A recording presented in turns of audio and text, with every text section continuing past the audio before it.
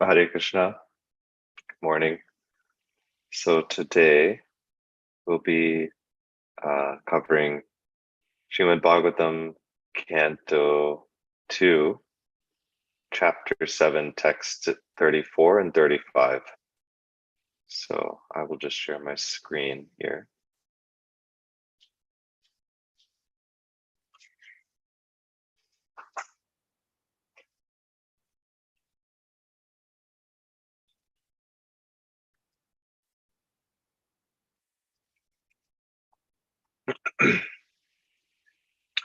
Namo Vishnu Padaya Krishna Prasthaya Bhutale Srimati Bhaktivedanta Swami.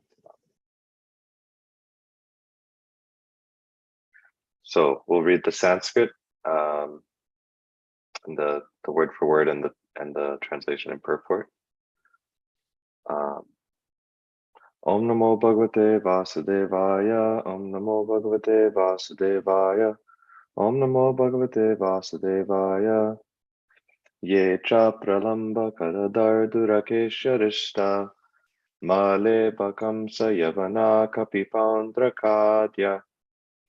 Anye cha shalva kujabalva ladanta vakra. Saptoksha shambara vidurata rukmi mukya. Yeva mride samiti shalina ata chapa. Kamboja matsya kurushinjaya kaikayadya. Yasyantya darshanamalam balaparta bhima. Vyajavayena harina nilayam tadiyam. Yea, all those. Cha, totally. Pralamba, the demon named Pralamba. Kara, Dhenukasura. Dardura, Bakasura. Keshi, the Keshi demon. Arishta, the demon Arishtasura.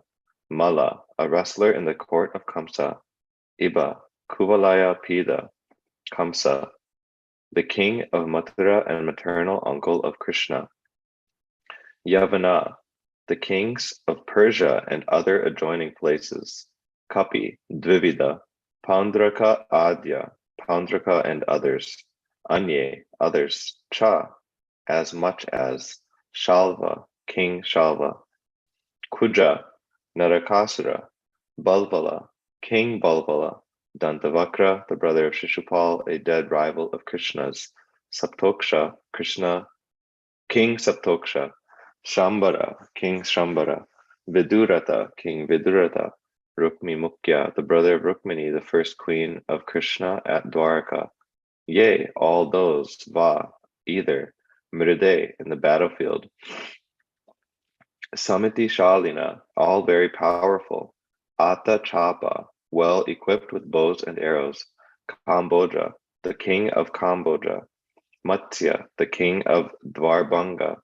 Kuru, the sons of Dhritarashtra. Shunjaya, King Shunjaya. Kaikaya Adya, the king of Kekaya and others. Yasyanti, would attain. Adarshanam, impersonal merging within the Brahmajyoti. Alam, what to speak of. Bala, Baladev, the elder brother of Krishna. Partha, Arjuna. Bhima, the second Pandava. Vyaja, of Vyaja Avayena, by the false names. Harina, by Lord Hari. Nilayam, the abode. Tadiyam, of him. So translation, obviously we read here a lot of names of different demons and enemies of Krishna. So translation, all demonic personalities like Pralamba, Dhenuka, Baka, Keshi, Arishta, Chanura, Mushtika, Kuvalayapida, elephant, Kamsa, Yavana, Narakasura, and Paundraka, great marshals like Shalva, Dvivida, monkey, and Balvala, Dantavakra, the seven bulls, Shambara, Vidurata, and Rukmi, as also great warriors like Kamboja, Matsya, Kuru, Srinjaya, and Kekaya would all fight vigorously, either with the Lord Hari directly or with him under his names of Baladev, Arjuna, Bhima, etc. And the demons, thus being killed, would attain either the impersonal Brahmajyoti or his personal abode in the Vaikuntha planets. Purport. All manifestations in both the material and spiritual worlds are demonstrations of the different potencies of Lord Krishna. The personality of Godhead, Baladev, is his immediate personal expansion, and Bhima, Arjuna, etc. are his personal associates. The Lord would appear, and he does so whenever he appears, with all his associates and potencies. Therefore, the rebellious souls, like the demons and demoniac men mentioned by names like Pralamba, would be killed either by the Lord himself or by his associates.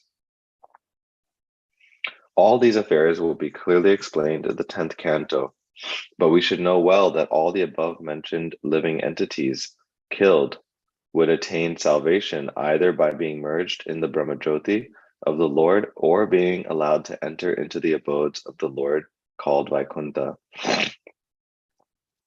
This has already been explained by Bhishmadev, first canto.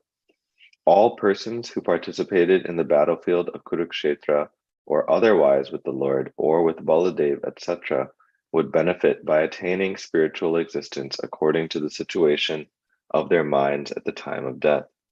Those who recognized the Lord would enter Vaikuntha, and those who estimated the Lord as only a powerful being would attain salvation by merging into the spiritual existence of the impersonal Brahmajyoti of the Lord. But every one of them would get release from material existence.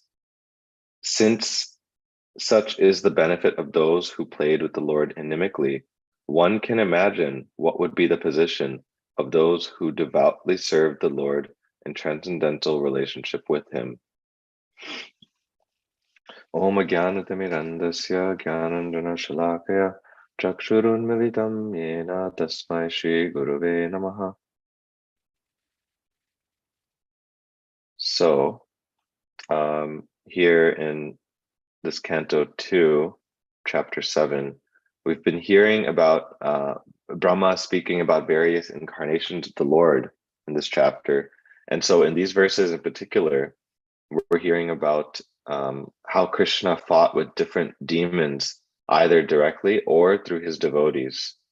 So in this verse, just to highlight a couple points that Prabhupada brings forth in the purport, Prabhupada mentions that in the verse itself, we see that it's explained that Krishna either directly fought with these demons himself, or he fought with them indirectly through his expansions or associates. And so we can see in the purport Prabhupada speaking about how, he explains how Balaram or Baladev is Krishna's immediate expansion, personal expansion. And then there are also personalities such as Bhima and Arjuna, who are his associates. The word in the verse is tadiya. This word tadiya usually denotes something that is of oneself, or in this context of Krishna. So Krishna's associates such as Arjuna and Bhima are his tadiyam. They are his people, essentially, his associates. And it's explained by Prabhupada that, as we know, that whenever Krishna appears, he never appears alone. In whatever incarnation he appears, he always comes with his associates. And so in this context, we're hearing about Bhima and Arjuna being some examples of these associates.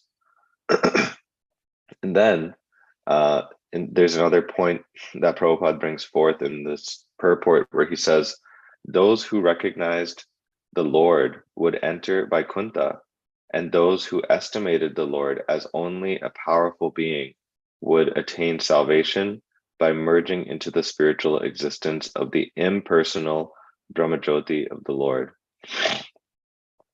So this is something that many of us may have heard at some point or another about how the devotees, or sorry, not the devotees, but the demons and the enemies that have been killed by Krishna attain liberation.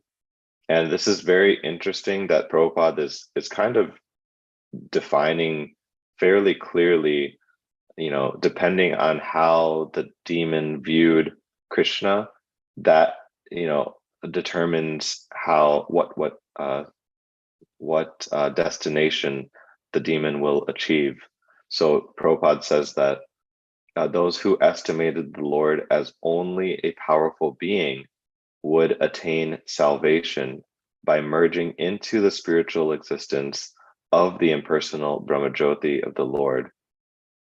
Whereas those who recognize the Lord as Krishna himself, essentially, as the Supreme Personality of Godhead, would enter the Vaikuntha planets.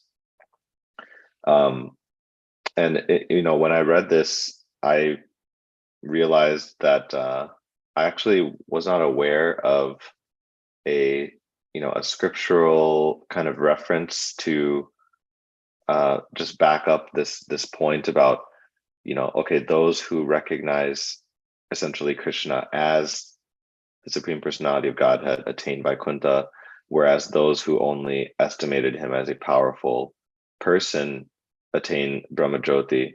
And I was looking around trying to ask friends about this, and I honestly I have not yet been able to find an exact quote to back this up. There are definitely places in our Shastra that talk about how those enemies of the Lord attain liberation, but it's not necessarily delineated this clearly that those who recognize him as God achieve Vaikuntha liberation, whereas those who recognize him as just a powerful person achieve Brahmajyoti.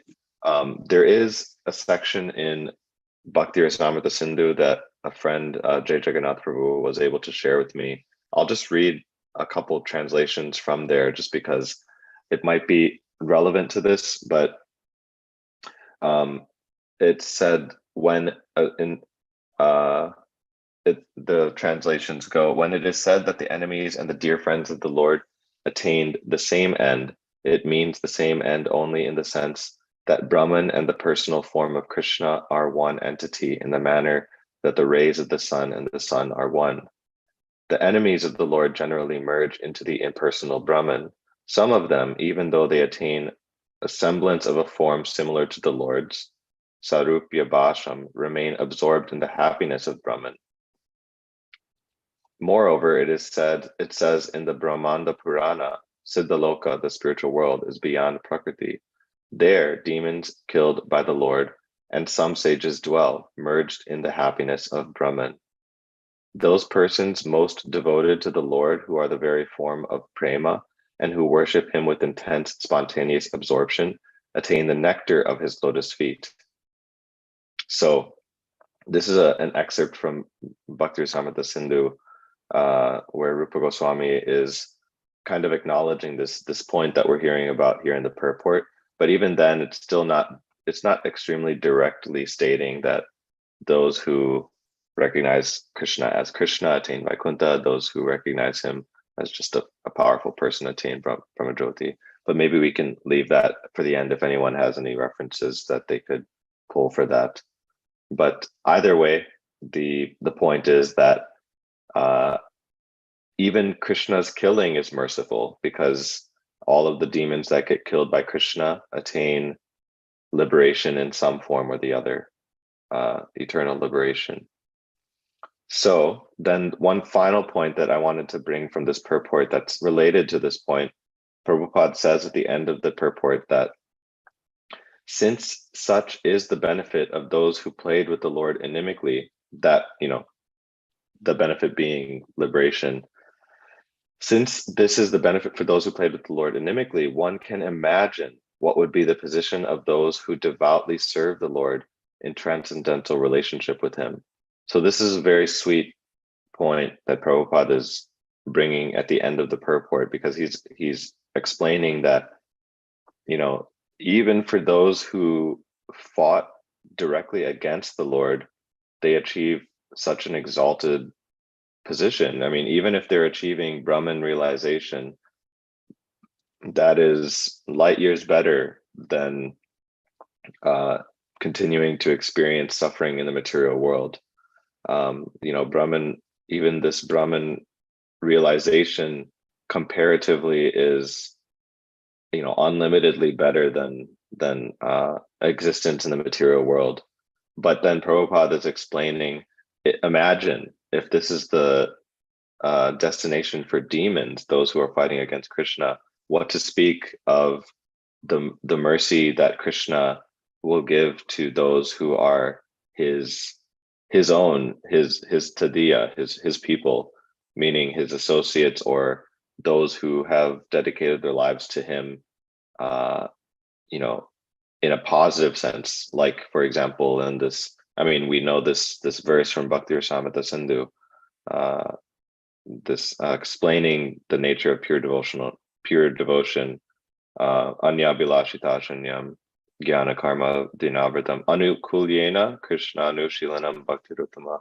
So in context of that verse, there are explanations about how one can be fully focused on Krishna, but not in a positive sense. And then the example is given of Kamsa, where we'll actually read a verse just to kind of back up this point about how that there can be such a thing as obsession with Krishna in a negative sense. But even obsession with Krishna in a negative sense, reaps the reward of at least Brahman realization, if not Vaikuntha, if not achievement of Vaikuntha. But what to speak of those who have favorable remembrance of Krishna, that is, allows one to ultimately attain Krishna's personal association in, even potentially the highest abode, Vrindavan. So just want a couple verses that I wanted to share, and then we can end, that describe the benefit of concentrating one's attention on Krishna in any way. So, we're speaking about this point about how even those who played with the Lord inimically achieved such an exalted result. And so in that context, there's a section in Canto 7, chapter 1. And in this section, Parikshit Maharaj has just asked the question to Shukadeva Goswami about essentially whether or not the Lord is partial. And the reason being because he has just read, or he has just heard the pastime of Vritrasura, and then followed by the pastime of Chitraketu.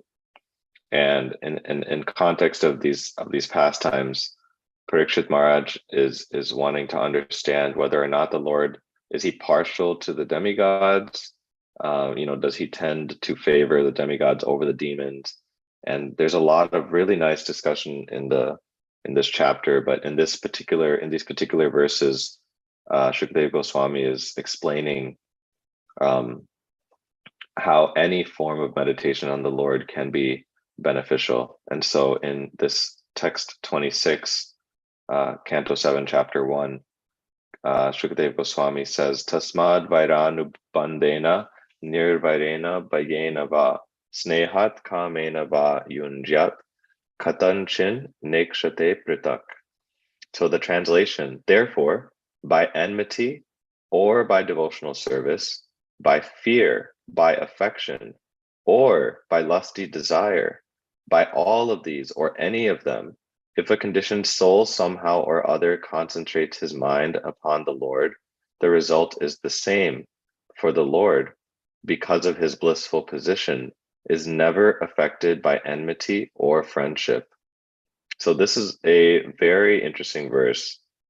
Shukadeva Goswami is explaining that if one is able to fix their attention on the Lord, even through the lens of any of these seemingly unwanted, emotions such as fear, affection, lusty desires, enmity,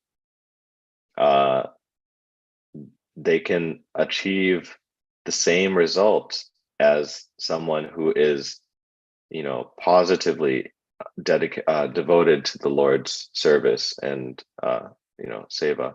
And I think there can be a lot of questions around this. And Prabhupada's purport, he definitely wants to highlight that this is not meant to be, kind of like therefore you can choose to be the enemy of the Lord and you'll still get the same result. He wants to affirm that this is not a ticket to do what we want in relation to Krishna, but rather it's meant to show how wonderful Krishna's mercy is actually.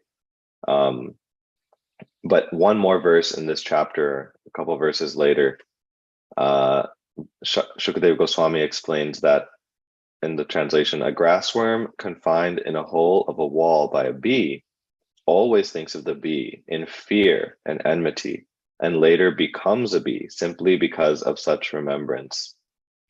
Similarly, if the conditioned souls somehow or other think of Krishna, who is Satchid Ananda Vigraha, they will become free from their sins, whether thinking of him as their worshipable Lord or an enemy. Because of constantly thinking of him, they will regain their spiritual bodies.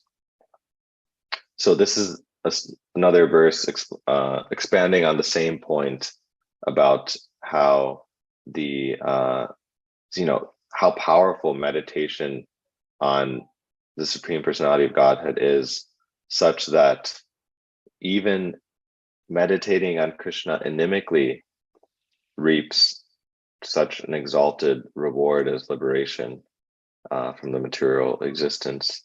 And so there's so many examples of different personalities who quote unquote meditate on Krishna, whether in seemingly unfavorable ways, such as through anger, enmity, lust. And so just one verse to bring forth the example of Kamsa, as we were speaking about before. In Canto 10, there's this verse, Asina samvishams tistan bunjana paryatan mahim chintayano hrishikesham apashyat tanmayam jagat. Translation. So this is explaining Kamsa's meditation. While sitting on his throne or in his sitting room, while lying on his bed, or indeed while situated anywhere, and while eating, sleeping, or walking, Kamsa saw only his enemy, the Supreme Lord, Rishikesha.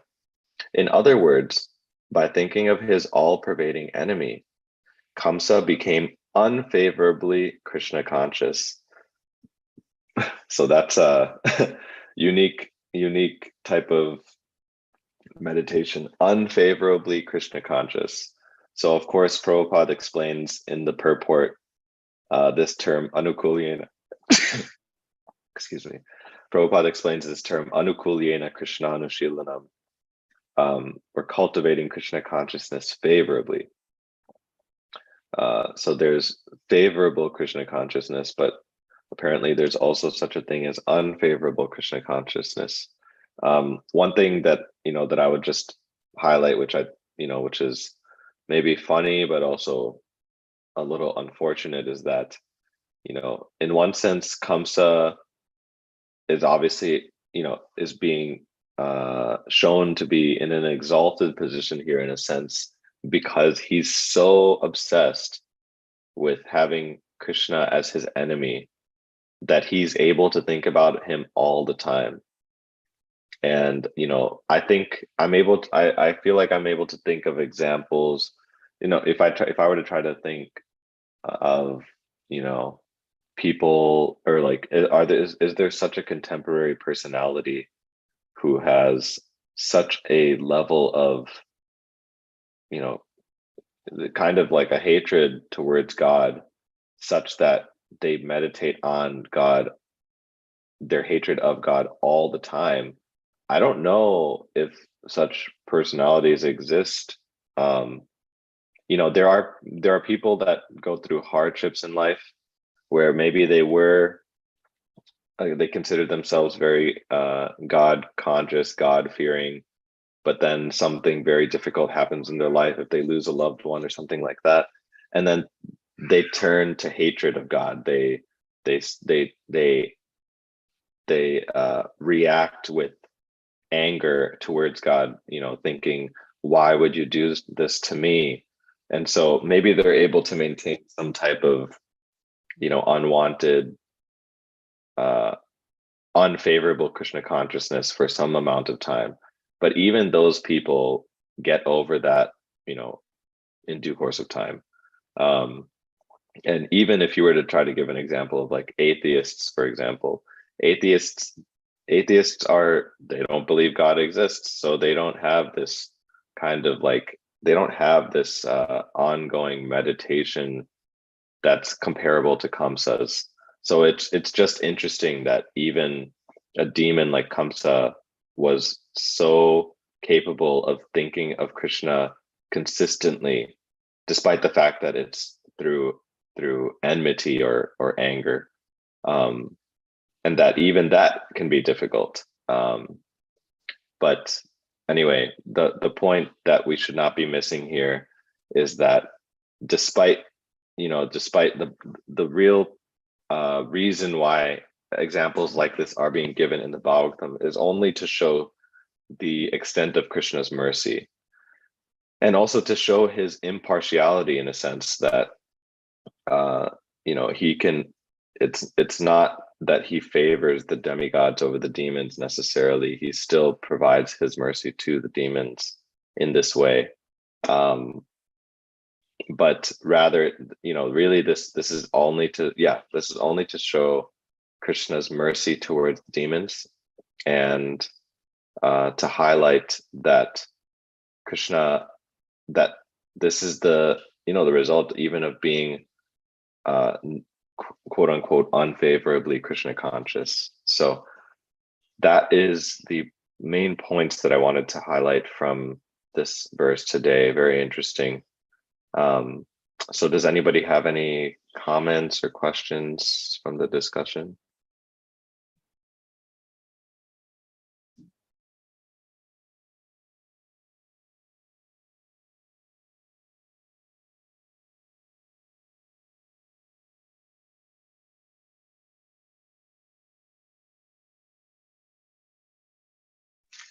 Hare Krishna, Prabhu.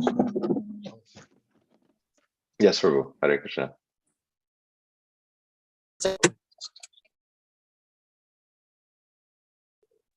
Thank you, Prabhu. Very,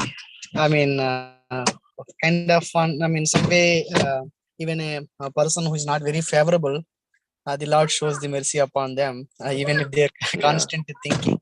I was just remembering that Uddhava quoting Putana's example to the Lord, how merciful he is. Yeah. Who came like a just to kill him, and then but he gave a benediction, such an exalted position to Putana. Yeah. Great verse. Thank you. But constantly. Of course, we don't want to do unfavorable way thinking, because we don't know what the destination is going to be. Right. Yeah. So because we can't be as great as in the demonic way also, like Kamsa, Hiranyakashipu, right? Becoming a devotee in a small way is always great. Of course, unfavorable thing is not good. So yes. Yeah, definitely. People may not get the direct benediction, right? It's like either personal association, or it can be impersonal liberation, right? It's generally impersonal liberation, the demons gets it. Right? Yes. That too, actually, I heard, even if they killed Krishna only, not by his incarnations. That is, generally, I think when Vishnu and all, I think, kills, they don't get liberation. It looks like, I remember something. Yeah. So meaning if they're killed by an incarnation other than Krishna, then they don't receive even Brahman realization, Brahman liberation? Something like that, I remember, Prabhu. I need to recollect again. I think from Rome Padmaras I had. I think maybe I will check again and then maybe come back. I think that's what I remember. Yeah, it was even surprising to me. I remember that. Yeah. Yeah. I'm curious. Yeah. That would be interesting. Yeah, Prabhu, I also remember the same. Maharaj saying that point, that only when demons are killed by Krishna, that's when they receive the Sayurja Mukti. Yes. Yeah, I'm curious if anybody happens to find a reference for that, please send it to the WhatsApp group. Because I was searching and it's hard to find. Oh, yeah, I think in one of the Janmashtami classes he gave, Prabhu, I think 2 years back, I guess, if I remember, COVID time. I remember in 2 times he said that same thing. So I will check it again and then. Sure, well, thank you. But yeah, I mean, like you said, the point is not that we should therefore think, okay, let's be unfavorable towards Krishna. Yeah, thank you. Radha Shyam Sundar also hearing your class, Prabhu. Oh. Put the YouTube and TV there and Oh gosh, well, I wish they could tell me you know how I'm doing, but anyway. Okay, any other final points? Otherwise we can pause there.